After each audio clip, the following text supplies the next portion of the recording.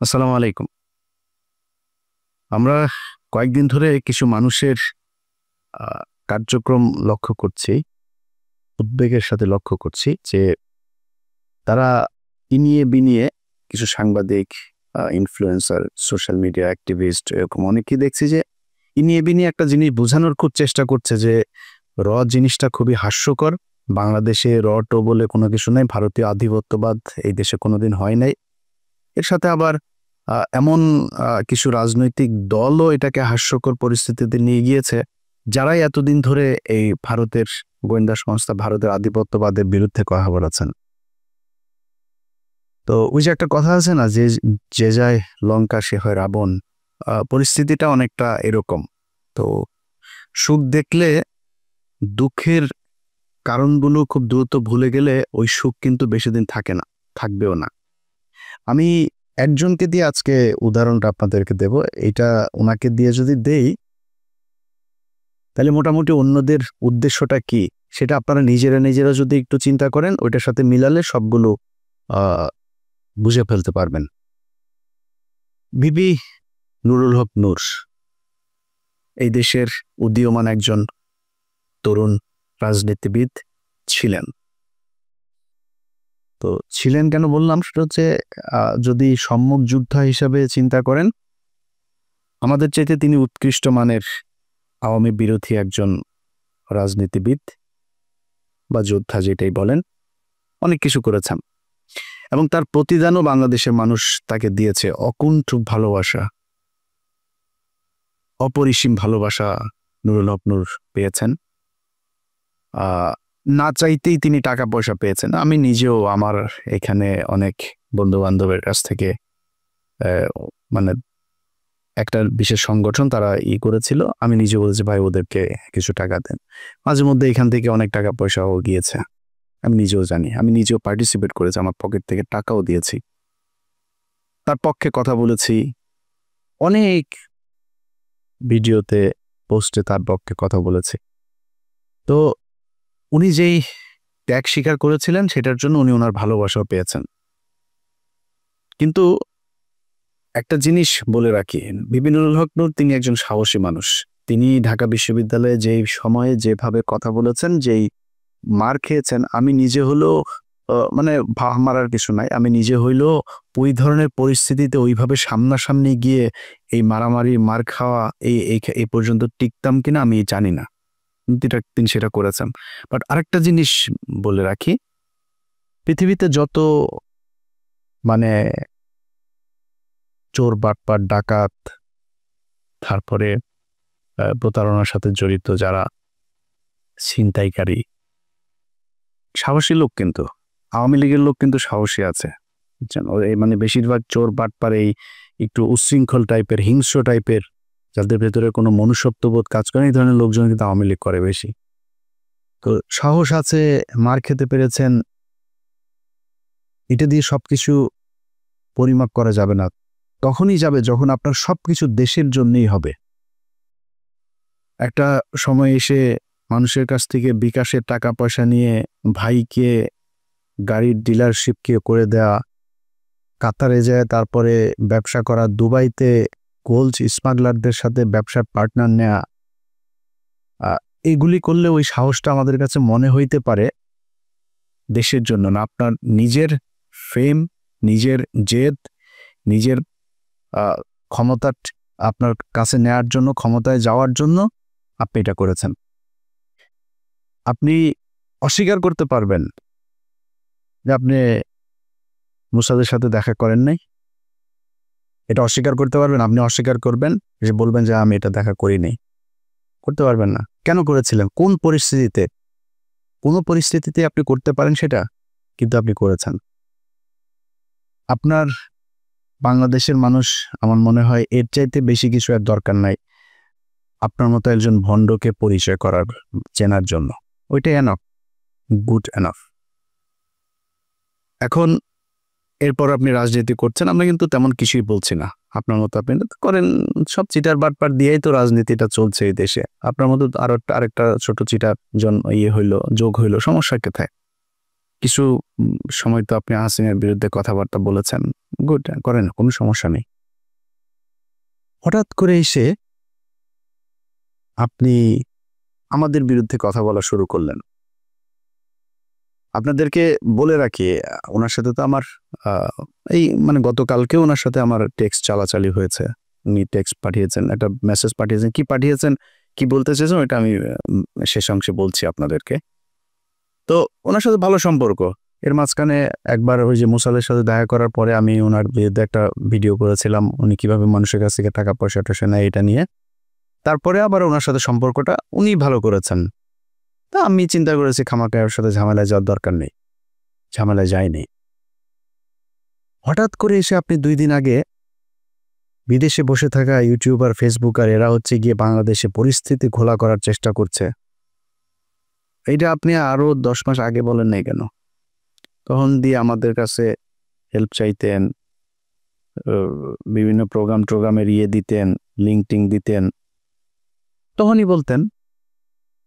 তখন বললে বুঝতাম যে না, আসলে আমরা কোথায় এই দেশে বিশৃঙ্খলায় তৈরি করতে চাই। আপনি সেখানে আরো কিছু খুব গুরুত্বপূর্ণ কথা বলেছেন। এই ল অ্যান্ড অর্ডার এটা তো এখনো মব জাস্টিস দিয়ে চলছে অনেক ক্ষেত্রেই।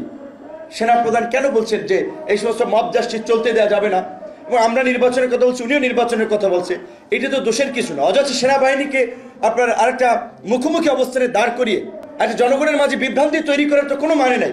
আজকে বিএনপির, আমি জানি না আজকে এই আপনার এই বর্তমান তথ্য প্রযুক্তির এই যুগে সাইবার যুদ্ধ মোকাবেলা করার জন্য তাদের প্রস্তুতি কি? তাদের নেতাদের চরিত্র হনন করা হচ্ছে, যাকে তাকে রয়্যাল এজেন্ট বানিয়ে দিচ্ছে, ষড়যন্ত্রকারী বানিয়ে দিচ্ছে। আর এই যে একজন ইউটিউবার, ফেসবুকার, এরা হচ্ছে দেশপ্রেমিক, দেশের বাইরে থেকে এরা আপনার দেশ স্বাধীন করে ফেলেছে, সিনিয়র নেতাদের চরিত্র হনন করছে। এইগুলো নিয়ে আমি জানি আপনাদের এগুলো কনফিউজ করে কিনা। তো এইভাবে যদি মানুষের মাঝে বিভ্রান্তি তৈরি করে, তাহলে তো মানুষ বিভ্রান্তিতে পড়বে। কথায় কথায় একে ওকে র ট্যাগ লাগায় দেয়। র ট্যাগ লাগায় দেয় মানে কি? আমরা তারেক রহমানের র বলছি নাকি, কারণ খালেদা জিয়াকে বলছি, ভারতের চর বলছি কখনো? সালাউদ্দিনকে কেন বললাম? ওই মির্জা আব্বাসের সাথে গাঞ্জা, মির্জা আব্বাসকে তো আমরা রয়ের লোক বলি নাই। ওই গোয়ারশ্বর চন্দ্র রায়, তারে রয়ের লোক বলি, এরে বলছি, ফখরুলরে বলি। বিএনপিতে তো হাজার হাজার লক্ষ লক্ষ কোটি কোটি মানুষ, কই বলি না তো? ওই শামা ওবায়দরে বলছি। এদের বলি কেন? নিশ্চয় কারণ আছে। সবাইরে তো বলি না, আপনারও তো বলি নেই। আপনার বিরুদ্ধে যখন কথা বলছে তখন আপনি যে ওদের ওই অন্য দেশের গোয়েন্দা সংস্থার সাথে দেখা করে আসেন, আপনারা কিন্তু আমরা রয়ের লোক বলি নাই তখনও। তো যাদেরকে বলি তাদের পেছনে নিশ্চয়ই কারণ আছে। সালাউদ্দিন সাহেব শিলংয়ে গেলেন, শিলংয়ে যায় তারপরে সেখানে সাদা লুঙ্গি সাদা পাঞ্জাবি পরে বিশাল বাংলোর মধ্যে ঠ্যাংয়ের উপর ঠ্যাং তুলে দেয়া, তারপরে তিনি বসেই করেন, লোকজনের সাথে দেখা করেন, সাক্ষাৎ করেন, ছবি তোলেন, পোলাও কোরমা খায়, আবার পছন্দ মতো নারীও সাপ্লাই পায়, সবই পেয়েছে। তো কিছুই হয় নাই। দেশে আসার পরে আজকে 10 মাস আপনাকে যদি এইভাবে কোনো একটা দেশের গোয়েন্দা সংস্থা ওই দেশে তুলে নিয়ে যাইতো, সেটা আপনার দেশের যারা যারা, যে আইন শৃঙ্খলা বাহিনীর সদস্য যারা যারা এটার সাথে জড়িত, ওই দেশের যারা জড়িত, দুই পক্ষের বিরুদ্ধে আপনি অভিযোগ করবেন না? 10 মাস হয়ে গেল। ওনাকে একবার ডেকেছিল ওই আইসিটি, আপনার ওই ইন্টারন্যাশনাল ট্রাইব্যুনাল, যেটা, যে উনি জিজ্ঞেস করেছে কি হয়েছে, কিছু বিবরণ দিয়ে এসে ওনাকে বলা হয়েছে অভিযোগ করতে। উনি অভিযোগ করেন নাই। অভিযোগ না করে তিনি চলে এসেছেন, তার আইনজীবীকে নিয়ে বসে আমরা পরে করব। And it's been 10 months. এই 10 মাসের মধ্যে আমি সময় পান না। আপনার 10 বছর যারা জীবন থেকে ধ্বংস করে দিল, আপনি তাদের জন্য 10 মাসে এসে আপনার অভিযোগ নাই, কোনো আপনার তাদের ব্যাপারে ক্ষোভ নাই, আপনি সেটা গায়েব করে দিলেন। এখন আমি যখন এটা নিয়ে আলোচনায় আনলাম, আপনার ওনার আইনজীবী একটা পোস্ট করেছেন। এই ব্যক্তি বলেছেন যে উনি সময় পান না, এটা সালাউদ্দিন সাহেবের দোষ না। ওনাকে বলেছেন সালাউদ্দিন সাহেব আগে, উনি সময় পান না, এই জন্য করা হয়নি। এটা মানুষ খাবে। তো ভিপি নুরুল হক নূর, উনি খুব কষ্ট লাগলো ওনার। ওইটা শোনার পরে কিন্তু আমার মনে হইল যে সামথিং ইজ রং দেয়ার।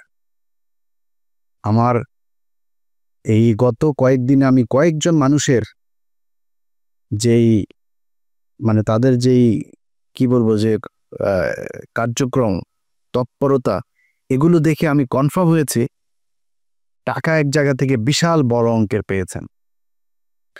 আমি দীপিনুরকে আগের বার যেভাবে ধুয়েছিলাম না, দীপিনুর আমার সাথে কথা বলার প্রশ্নই আসে না, সে এরকম ছেলেই না, যথেষ্ট ঘাটতার আসে। এসছে কেন? কৌশল। আমার সাথে সে ঝামেলায় যাইতে চায় না, আমার সাথে ঝামেলায় গেলে তার রাজনৈতিক ক্যারিয়ারের সমস্যা হবে, সে নিজে গোলাম ময়লা রনির মতো হারাই যাবে, এই জন্য সে আমার সাথে আসতে চায় না। তো আসলো, এসে তারপর আমারে নিয়া যা মনে চায়, আমাদের সবাই, আমি, কনক সরোয়ার, পিনাকি ভট্টাচার্য, আমাদেরকে যা মনে চায় তাই বলল। এখন সে এই ঝুঁকিটা কেন নিল? এইটার পেছনে এমন একটা অ্যামাউন্টের টাকা সে পেয়েছে যেটা তাকে বাধ্য করেছে এই কথাগুলো বলতে। ইলিয়াস আমার বিরুদ্ধে বলল, পিনাকি আমার বিরুদ্ধে বলবে, কনক সরোয়ার বলবে, সমস্যা হবে না। যেটা পেয়েছে এইটা বিশাল অঙ্কের, অনেক বড় অঙ্কের একটা অ্যামাউন্ট পেয়েছে।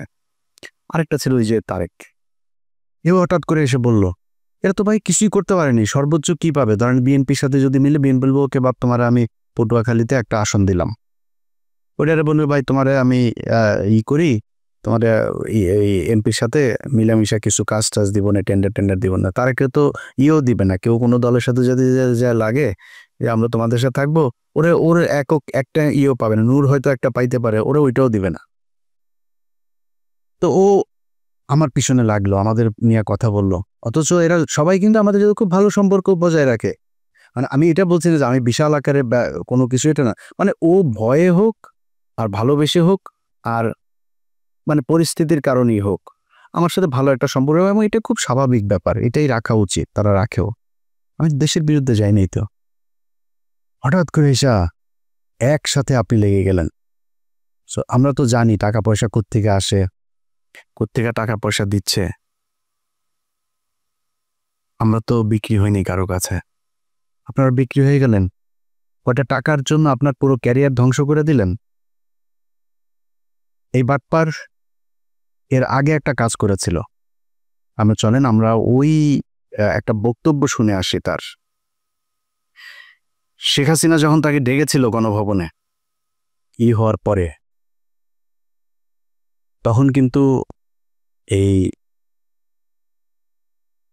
সে কিছু কথা বলেছিল সেখানে। সে কথাগুলো আগে শুনি, তারপরে আমরা পরে আলোচনায় যাই। আমিও যেটা বলেছি যে আমি ছাত্রলীগের কর্মী ছিলাম না, শুধু ছোটোখাটো একটা নেতাও ছিলাম, হলের পোস্টেড ছিলাম। আর আমি বিভিন্ন প্রোগ্রামে গিয়েছি, আমি দেখেছি নেত্রীকে ঢাকা মেডিকেল যখন বার্ন ইউনিটে বিএনপির আন্দোলনের সময় যখন বিভিন্ন অকারেন্সগুলো ওঠে, তখন তিনি গিয়েছেন, আমরা রাস্তার পাশে দাঁড়িয়েছি, তাকে দেখেছি গাড়ির কালো গ্লাস থেকে, স্পষ্ট দেখতে পারিনি, টিভিতে দেখেছি। আর আজকে দেখার পরে আমি অনেকক্ষণ চেয়ে রয়েছি। আমি 2.5 বছর বয়সে আমার মা মারা যায়, আর আমার ছোটো আজকে এখানে এসেছে, ওর বয়স ছিল তখন 1 বছর। আমার মায়ের এটা আমি যতটুকু মনে করতে পারি, আমি সেটা খুঁজে পেয়েছিলাম আমার প্রাইমারির একজন শিক্ষিকার মধ্যে, আমি যেই প্রাইমারিতে পড়েছি। আর আজকে আমি মাননীয় প্রধানমন্ত্রী এতদিন টিভিতে আমি ওভাবে দেখতে পারিনি, কিন্তু আজকে দেখে আসলে আমার মনে হয়েছে যে তার মধ্যে আমার মায়ের চেহারাটা আমি কিছুটা দেখতে পেয়েছি, এরকম একটা জিনিস হচ্ছে। সেজন্য অনেকে আসলে বিভিন্ন উপাধিতে বলে থাকেন। আর আমরা একটা জিনিস দেখেছি যে আসলে তিনি প্রধানমন্ত্রী হিসেবেও, আমি বলবো না তিনি প্রধানমন্ত্রী, তিনি সবার প্রধানমন্ত্রী, তারপরেও তার কিছু স্পেশাল আসলে ক্যারেক্টার যেটা আমরা দেখেছি, যে কখনো ছোট শিশুকে কোলে নিয়ে, মানে একদম সিম্পল একজন যে নারীর যে ভূমিকা, সেই ভূমিকা অবতীর্ণ। আবার যখন দেখেছি আন্দোলন সংগ্রামে, মানে তার শুনেছি ওই সময়ের তার সেই মানে ছাত্র রাজনীতি থেকে উঠে এসেছে, তার কৃতিত্বের কথা আমরা শুনেছি। আর বঙ্গবন্ধুর কথা তো এটি আসলে তো শুধু আমরা না, সারা বিশ্বের মানুষ জানে। আর তার সুযোগ্য কন্যা যদিও শেখ রেহানা আপা আমরা রয়েছে, কিন্তু এটি তো আমরা মানে সবার মধ্যে সব গুণ এককভাবে থাকে না, কিন্তু আপা আমরা মনে করি যে আসলে যেটা বঙ্গবন্ধুর মধ্যে অনেকে বলে যেটা ছিল, তার পুরোটা মনে হয় যে আমাদের নেত্রী পেয়েছেন।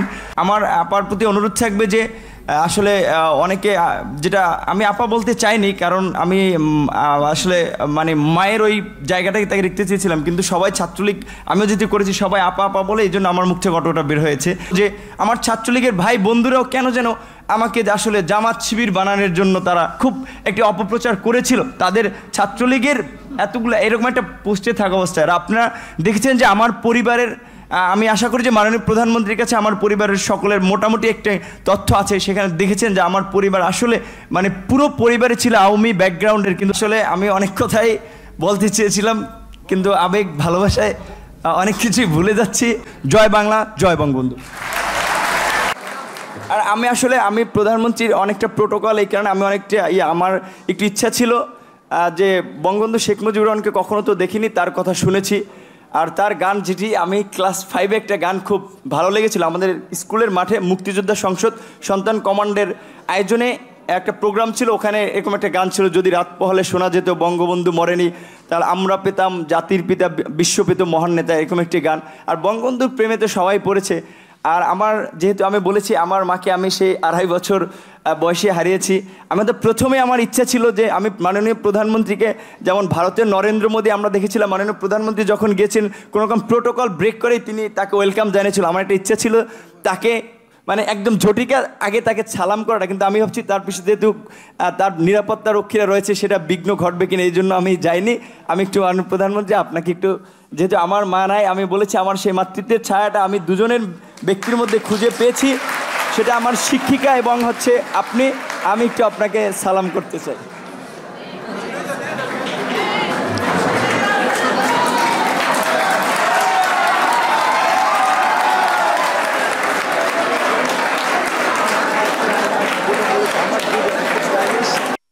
আচ্ছা, এই যে বক্তব্যটা সে দিয়েছে, এই বক্তব্যটা আপনারা শুনেন। এই বক্তব্যটার কনক ভাই তার ইউটিউবে 2 দিন আগে আরেকবার দিয়েছে, ওইটার লিঙ্ক আবার আমি আমার ফেসবুকেও শেয়ার দিয়েছিলাম। তো শেয়ার দেওয়ার সেটা আবার তার চোখে পড়েছে, পড়ার পরে সে সকাল থেকে কিন্তু আমি ভিডিও যখন রেকর্ড করছি, এটা হয়তো আপনারা কালকে দেখবেন, সে সকাল থেকে কনক ভাইকে অনেকবার ফোন দিয়েছে। আমি কনক ভাইয়ের সাথেই ছিলাম, অনেকবার ফোন দিয়েছে সে। ও আমরা অন্য আলাপে ছিলাম, ফোন টোন ধরা হয়নি কার। একটু পরে সে তার ফেসবুকে পোস্ট করেছে, এসব ইউটিউবাররা তার পিছনে আগেও লেগেছিল, সে পাত্তা দেয় নাই, একটা পোস্ট করেছে সে তার ফেসবুকে। তো সে আমাকে একটা লিঙ্ক পাঠিয়েছে, এর কিছুক্ষণ আগে আবার একটা লিঙ্ক পাঠিয়েছিল আমাকে, সে ব্যাখ্যা দিয়েছে। সে ব্যাখ্যায় সে বলেছে, কি বলেছে চলেন ব্যাখ্যাটা আগে শুনি। ওই যে শেখ হাসিনার ওইখানে গণভবনে গিয়ে যে বক্তব্য দিয়েছিল, সেটা ব্যাখ্যাতে তার জবাবটাতে আপনারা সন্তুষ্ট হন কিনা চলেন শোনা যাক। আমার কাছে ফোন আসলো তৎকালীন প্রধানমন্ত্রীর কার্যালয়ের থেকে, যে ডাকসুর সমস্ত প্যানেলকে তিনি চায়ের আমন্ত্রণ জানিয়েছে। যাওয়ার সিদ্ধান্ত নেওয়ার আগেই তখন আমার বাবাকে এই পটুয়াখালী থেকে ঢাকায় নিয়ে আসা হয়, এবং নিয়ে এসে তাকেও কিছুটা আসলে যে আতঙ্কিত করা হয়, আপনার ছেলে যদি না যায় আপনার ছেলেকে মেরে ফেলতে পারে। যে দেখেন খালেদা জিয়ার মতো একজন বিশাল মাপের নেত্রী, তাকে জেলে নিয়েছে, বিএনপির নেতাকর্মীরা কি আন্দোলন করে তাকে বের করতে পেরেছে? সে যদি না যায় এটার জন্য তার পরিণতি কিন্তু চরম আসলে খারাপ হতে পারে। তো এখন আমার মা নেই, তো আমার বাবা আসলে এক প্রকারে আমার বলা চলে যে খুব ক্ষমা চাওয়ার মতো, যে বাবা আমি তো তোদেরকে মানুষ করেছি, আমি তোদের কাছে কিছু চাই নাই, বলি নাই, তোরা বিশ্ববিদ্যালয়ে পড়স, আমি তোর একটা অনুরোধ করি যে যেহেতু প্রধানমন্ত্রীর পক্ষ থেকে দাওয়াত করা হয়েছে, গণভবনে যাও। উনি স্বাভাবিকভাবেই যে একজন মায়ের জাতি, তো ওনাকে তুমি সেভাবেই সম্মান করবা। আমার বাবাই আমাদেরকে তখন মায়ের আদর বাবার আদর দুটো দিয়ে বড় করেছে।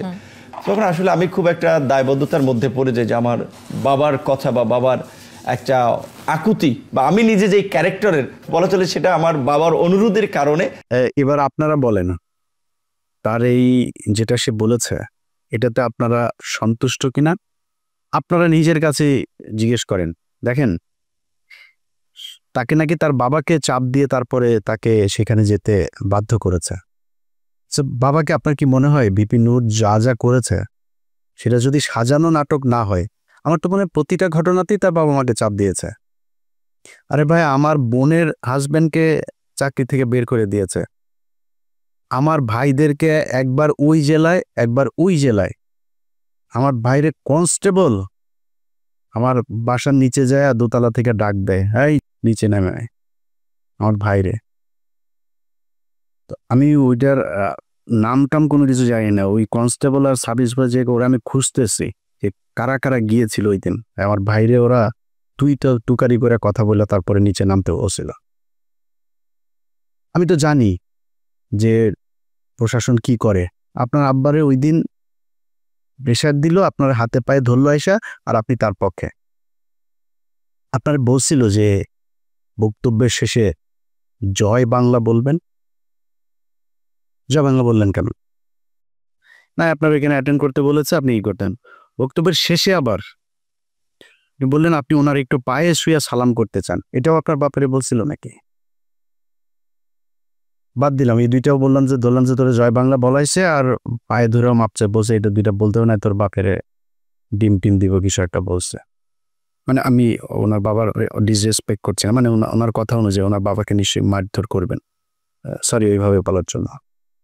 তো ধরলাম এটা আপনার বাবাকে মানে রিমান্ডে নিবে, মারধর করবে এরকম বলেছে। আপনার বলছিল যে আপনার মায়ের মতো শেখ হাসিনা, দুইজন মানুষ, আপনি বড় হয়ে দেখেছেন আপনার মায়ের মতো শেখ হাসিনা, এরে পিপি নূর। শেখ হাসিনা কারোর মায়ের মতো হইতে পারে না, এই পুরো দুনিয়ার মধ্যে ওই ওয়ান পিস। শেখ হাসিনার এই পিস আর সারা পৃথিবীতে জীবনে কোনোদিন জন্ম হয় নাই ফেরাউনের মতো, এটাই এক পিস, এটাই এখন এই পিস সারা দুনিয়ায় নাই, সামনে আর আসবেও না। তোর মার মতো দেখতে কেমনে হলো, তুই কেমনে বুঝলি যে তোর? আর বলে যে সে ছোটবেলায় মারা গিয়েছে, ছোটবেলায় মারা যায় তোর মার এই বয়সে, ওর বয়স তো এখন ৭৪ বছর বয়স, তুই এখন এসে কেমনে বুঝলি যে তোর মায়ের মতো? বললো এই যে নাটকগুলি, তো এগুলিতে আমরা বুঝি যে আপনি আগেও সেল হয়েছিলেন। সেদিন ওইখানকার এসএসএফ এর একজনের কাছে শোনা আপনি ব্যাগ নাকি নিয়েই বের হয়েছিলেন। সত্য মিথ্যা এটা আপনি বলতে পারবেন, কি হয়েছিল, কেন এত কিছু করেছিলেন। আমরা যেটা বলতে চাই, অ্যালার্মিং যেটা আপনি কি করেছেন না করেন সেটা একান্ত ভাই আপনার ব্যাপার। যেটা অ্যালার্মিং, এই ধরনের ছোট ছোট রাজনীতিবিদরাও যদি নাকি বিদেশি গোয়েন্দা সংস্থার টাকা নিয়ে সেই গোয়েন্দা সংস্থার পক্ষে কাজ করার জন্য এইভাবে উঠে পড়ে তারপরে লাগে, এটাই দেশের অস্তিত্বের জন্য চরম হুমকি। এই দেশের সেই ৭১ থেকে শুরু করে এই পর্যন্ত এই গোয়েন্দা সংস্থা ভারতীয় এরা আছে, ছিল, এরা থাকবেও, এদের কার্যক্রম এরা চালাই যাবে। এই যে ২ দিন ধরে আপনার জামায়াত নেতা এটিএম আজহার, তিনার মুক্তির পরে দেখবেন ওই যে ৩-৪ জন লোকজন নিয়ে তারপরে বাম এসে, সংস্কৃতি কর্মী এসে, শিবিরের ভাইদের বলবো পাছাটা উদাম কইরা লাল বানায় দেবেন।